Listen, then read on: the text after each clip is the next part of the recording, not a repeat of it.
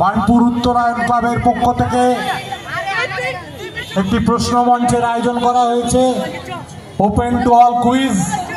আর কিছুক্ষণের মধ্যেই এই কুইজ শুরু হতে চলেছে। যারা এই কুইজ প্রতিযোগিতায় অংশগ্রহণ করতে চান তাদের কাছে আমাদের একান্ত অনুরোধ, সামনে চেয়ার রাখা আছে, আপনারা এই চেয়ারগুলিতে বসুন। আর কিছুক্ষণের মধ্যেই শুরু হতে চলেছে উত্তর